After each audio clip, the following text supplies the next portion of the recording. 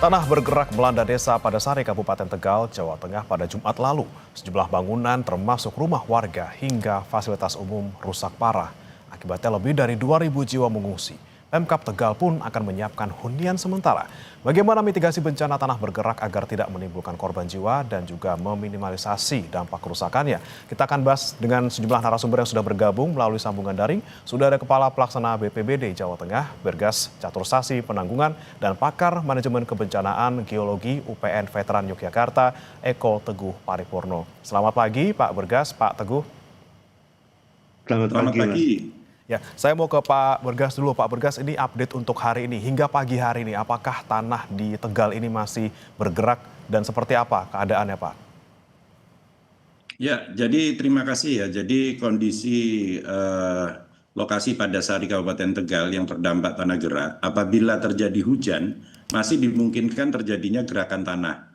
Maka tentunya pemerintah, baik itu pemerintah kabupaten utamanya, kemudian didukung rekan-rekan daripada pemerintah provinsi serta relawan, bagaimana menjaga agar evakuasi warga untuk ke tempat yang lebih aman lebih dapat bisa dilakukan begitu, dibantu tentunya dari teman-teman TNI Polri. Kalau untuk jumlah rumah warga yang rusak, ini apakah ada update-nya, Pak? Berapa totalnya sekarang? Sementara masih 596 ya, sebagaimana tadi yang disampaikan dengan 2.400 sekian pengungsian, di mana tentunya yang sudah tidak layak betul itu yang nanti akan disiapkan itu sejumlah sekitar 464. Karena tentunya kerusakan rumah ini levelnya ada yang dari rumah rusak berat sampai dengan roboh, sampai termasuk sedang maupun ringan begitu. Baik, kemudian untuk warga, Pak, apakah masih ada dari warga yang tinggal di rumahnya yang mungkin dampaknya tidak terlalu besar atau semuanya sudah mengevakuasikan diri? Hampir semua dievakuasi atau diungsikan ya. Memang masih ada satu titik, satu dukuh gitu di bagian atas. Memang ini perlu pendekatan khusus ya, perlu pendekatan sosial, di mana tergantung daripada kearifan daripada teman-teman yang ada di lapangan untuk mendekati warga atau tokoh masyarakat setempat. Masih Begitu. ada berarti ya, Pak ya. Kemudian luasnya ini berarti lebih luas daripada yang terdampak parah ini ya, Pak ya. Masih ada banyak titik-titik yang sekiranya berpotensi untuk bisa tanah bergerak meluas gitu, Pak. Kalau jumlah rumah totalnya itu hampir seribuan ya, 1.000 rumah ya, begitu. Itu yang titik-titik yang sekiranya berpotensi gitu ya, Pak ya. Ada 1.000 rumah, tapi kalau yang sudah rusak ada 500 sekian gitu, Pak. Ya, betul. Oke, baik. Saya mau ke Pak Eko. Pak Eko, ini kita lihat bencana tanah bergerak di Tegal tentu saja bukan pertama kali terjadi mungkin di Jawa Tengah, Pak. Analisis Anda mungkin ketika Anda melihat bencana yang terjadi di Tegal ini, apa penyebabnya sebenarnya? Ya, kalau kita buka-buka data BPMBG, di sana memang masuk pada zona kerentanan tanah menengah hingga tinggi gitu. Nah, penyebab utamanya sebenarnya adalah karena batuannya yang cenderung lempungan. Dominasinya itu kalau misalnya di istilah geologinya ada formasi rambatan. Jadi napal, serpih, gamping begitu. Nah, yang di tempat berdekatan itu juga ada formasi halang yang lebih keras. Nah, batuan-batuan yang lunak ini punya variasi antar basah dan kering itu tinggi. Jadi kalau dia basah maka dia akan mengembang, kalau kering dia akan menyusut. Ini yang menjadikan bahasa yang lazim dipakai itu tanah itu bergerak. Jadi mengembang dan menyusut. Ketika mengembang, maka dia lebih tidak stabil. Sebenarnya geraknya di tempat itu saja gitu. Jadi tidak jenis-jenis longsor yang sliding gitu. Nah, masalahnya adalah eh, menjadi berbahaya ketika rumah infrastruktur kita tidak beradaptasi dengan jenis-jenis tanah yang ada di sana. Kecenderungannya kita kan semakin bikin rumah yang tembokan ya. Nah, sementara basis tanahnya itu mulur mungkret gitu, mengembang dan ini menyusut. Sehingga ketika ada hujan yang berlebih, mengembangnya berlebih, maka daya adaptasi atau daya tahan rumah itu udah terlewati. Dia akan retak, rontok, seperti itu gitu.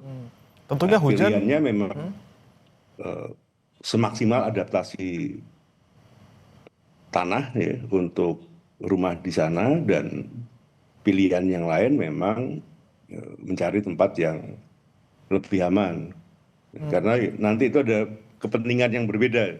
Adaptasi itu biasanya rumahnya bangunan-bangunan kayu gitu, tradisional. Sementara kita semacam ada kebutuhan harus membangun tembokan.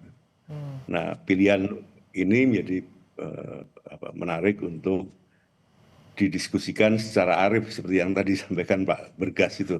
Nah, ini kalau enggak bisa ruwet ini. Gitu. Nah, ini kemudian kan hujan pasti terjadi terus di Tegal gitu ya. Apakah kemudian baru kali ini hujan dengan intensitas yang sangat tinggi kemudian membuat tanah menyusut dan juga mengembang segitu ekstrimnya sehingga kemudian merusak rumah warga, atau seperti apa pemicu utamanya, Pak? Ya, prinsip dasarnya tadi. Jadi ketika menerima air dengan jumlah yang tinggi, itu mengembangnya akan tinggi. Gitu. Nah, sekarang sedang musimnya anomali-anomali curah hujan, sehingga dalam tanda petik ya wajar apabila risikonya meningkat. Dan ini akan cenderung meluas dengan intensitas berbeda, karena sifat lempung satu titik dengan titik yang lain itu berbeda. Jadi kalau kadar ilit monorilonitnya berbeda begitu, tergantung persennya, maka respon terhadap airnya itu juga akan berbeda. Saya pernah ke kawan-kawan di sana untuk menguji tanahnya sendiri itu apakah punya responsibilitas terhadap air tinggi atau rendah dengan mencampurnya dalam gelas begitu atau bejana. Yang kita lihat kalau perubahan dari kering ke airnya itu tinggi, maka disarankan bikin rumahnya itu yang bisa adaptasi terhadap itu. Kalau kearifan lokal di tempat yang lain yang ini ada istilahnya membuat rumah dengan tidak tembokan, dengan kayu. Lantas adaptasinya itu dengan merubah atau menggeser tiang dari waktu ke waktu. Nah, ini adaptasi yang bisa dilakukan kalau misalnya tidak atau tidak nyaman untuk pindah. Tapi itu tadi gitu. Rumah yang kita bangun itu harus rumah yang beradaptasi terhadap tanah tempat kita. Baik. Nah, daerah ini tidak harus memerlukan morfologi ekstrim, beda tinggi yang ekstrim gitu. Landai aja udah, dia bisa bergerak. Sering kita kejebak pada, kalau longsor itu harus miring gitu. Ini tidak harus miring kuat. Jadi undulating ya, landai atau bergelombang itu juga memungkinkan. Oke, baik. Itu, Mas. Nah, ini yang kemudian saya ingin ditanyakan ke Pak Bergas. Pak, ini kalau kita lihat tadi ada opsi gitu ya, adaptasi rumah-rumah yang dibangun di sana atau ya relokasi sekalian. Opsi mana yang paling memungkinkan mungkin dari diskusi Anda bersama dengan pihak-pihak lainnya, Pak? Ya, jadi pertama tentunya pemerintah mengutamakan adalah keselamatan masyarakat atau keselamatan warga. Maka yang paling memungkinkan itu pertama adalah evakuasi di tempat pengungsian. Selanjutnya, karena ini potensi tanah itu masih ada potensi gerakan, tentu pilihannya adalah di wilayah-wilayah secara detail yang tidak banyak terjadinya gerakan. Maka upaya relokasi menjadi solusi. Upaya relokasi bukan berarti kembali ke lokasi awal, itu alternatif. Tentunya dengan pertimbangan-pertimbangan atau kajian-kajian geologi. Beberapa waktu lalu kami sudah dapat informasi bahwa wilayah itu memang wilayah dengan gerakan tanah menengah sampai dengan tinggi.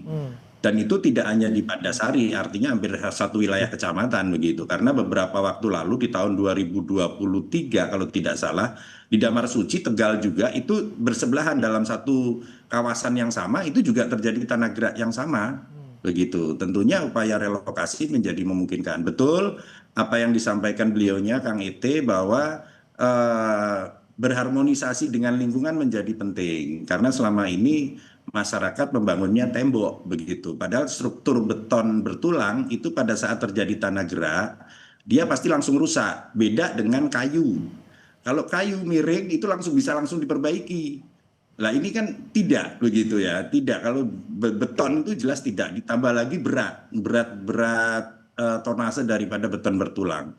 Memang itu sebagai salah satu solusi-solusi bagaimana kita mensiasati lingkungan untuk kita bisa berharmonisasi living harmony dengan with disaster tadi begitu. Berarti sebenarnya sudah dipetakan ya Pak ya? Pemerintah sendiri dalam upaya penanganan memang sudah dari hari pertama 1 kali 24 jam itu sudah membentuk sistem komando penanganan darurat bencana yang dikomandoni oleh sekretaris daerah. Dan itu terbagi dalam beberapa klaster, ada klaster OPSAR atau evakuasi, kemudian ada klaster pengungsian, ada klaster logistik, kemudian ada klaster kesehatan, ada klaster pendidikan, sampai ke klaster pemulihan, di mana di dalamnya termasuk ada penanganan sarana prasarana. Kalau ini sistemnya sudah berjalan dan setiap hari dilakukan evaluasi, maka progres terkait penanganan di Pandasari ini akan lebih baik dan lebih cepat begitu. Berarti memang sebelumnya sudah dipetakan ya Pak ya, wilayah desa Padasari dan juga sekitarnya ini beresiko tinggi tanah bergerak. Nah kemudian waktu sebelum terjadi ini Pak, ini apakah sudah misalnya ada edukasi kepada warga ataupun imbauan kepada warga untuk tidak membangun rumah dengan tadi struktur beton dinding, atau seperti apa sih kemudian yang mungkin dilakukan oleh pemerintah Kabupaten Tegal sendiri dan juga pihak-pihak terkait Pak? Ya, ini sebetulnya desa Padasari ini sudah termasuk desa tangguh bencana ya, atau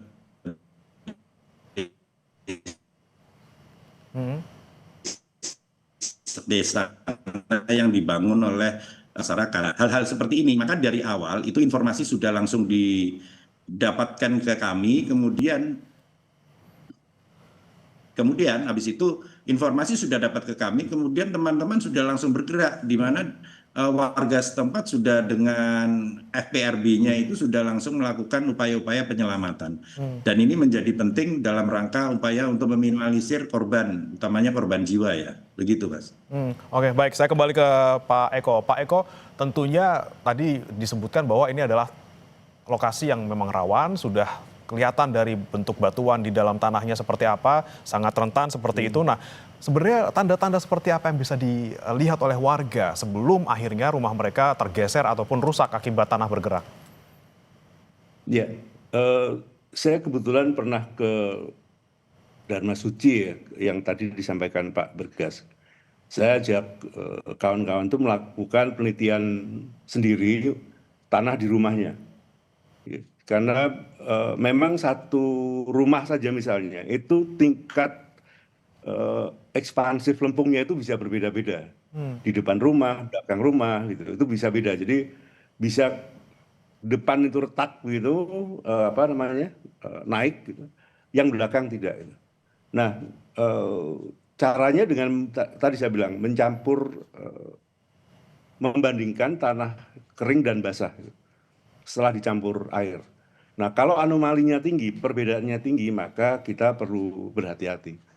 Nah, dengan demikian sebenarnya secara sederhana kita bisa memilih tempat-tempat yang tingkat ekspansifnya itu rendah gitu.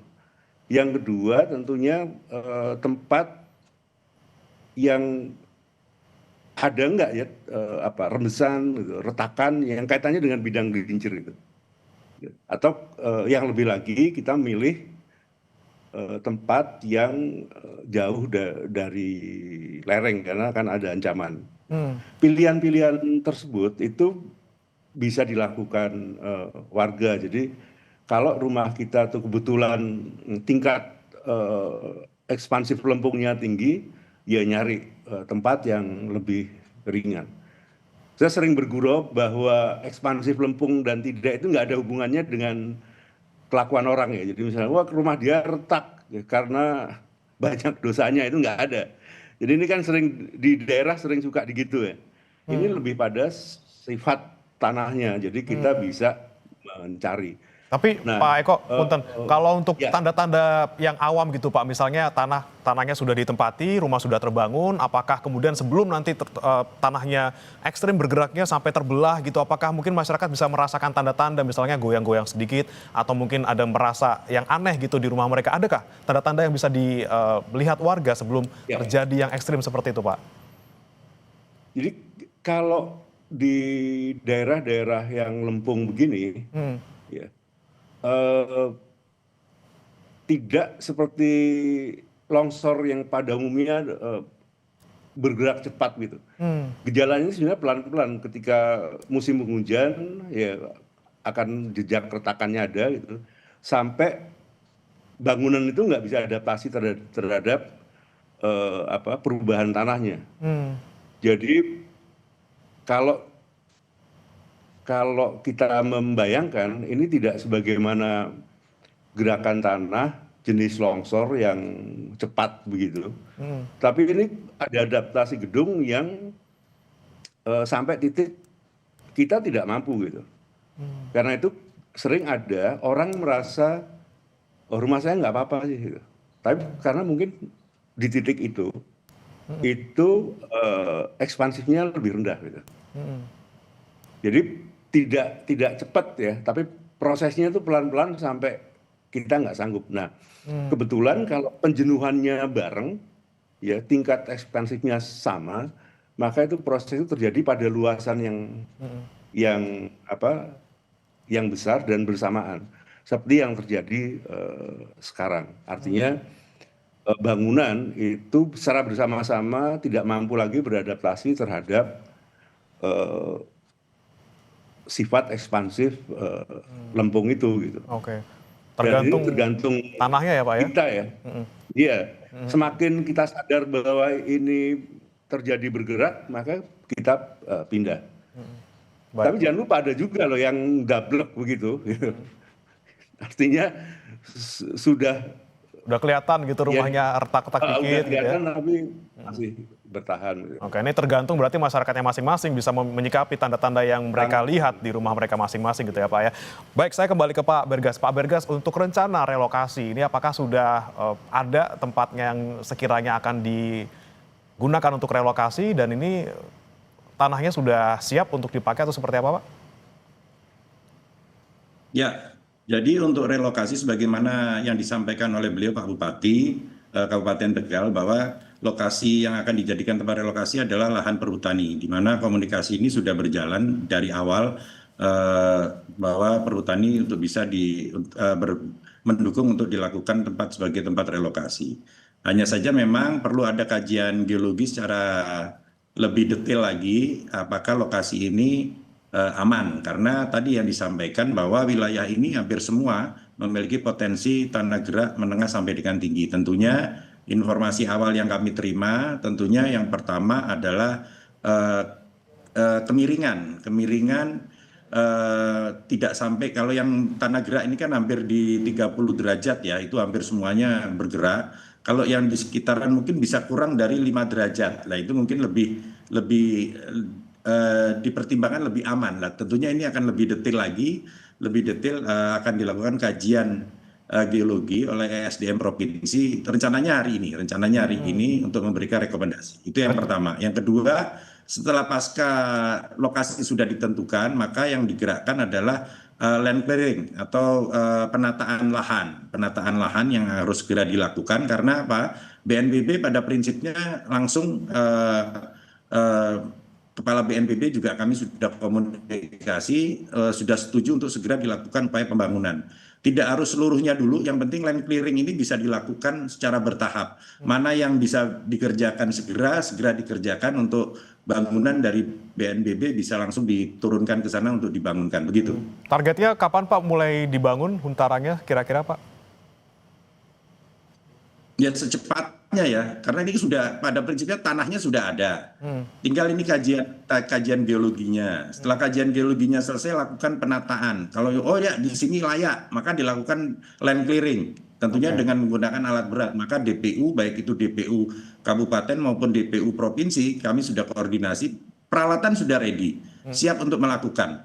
Kalau itu sudah bisa dieksekusi, maka dari BNPB akan turun untuk menentukan mana yang harus segera dibangun begitu. Tentunya secara bertahap karena jumlahnya kan luar biasa ya. Targetnya 464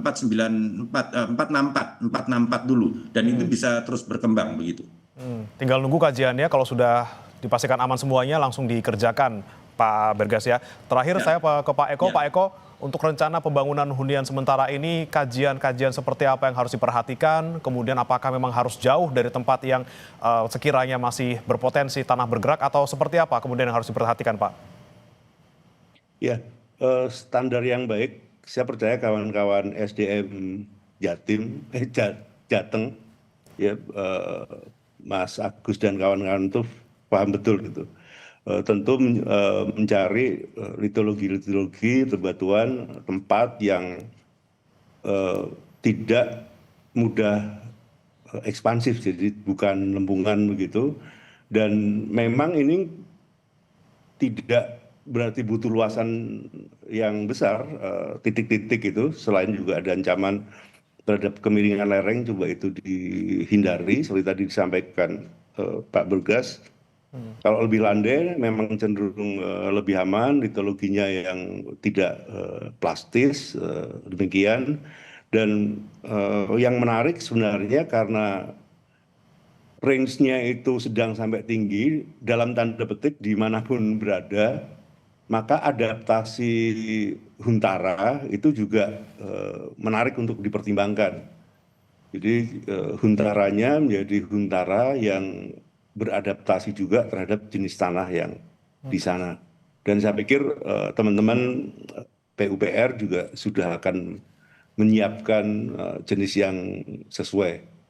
Jadi selain adaptasi atau menata lahannya, memilih tempat, itu juga bangunannya.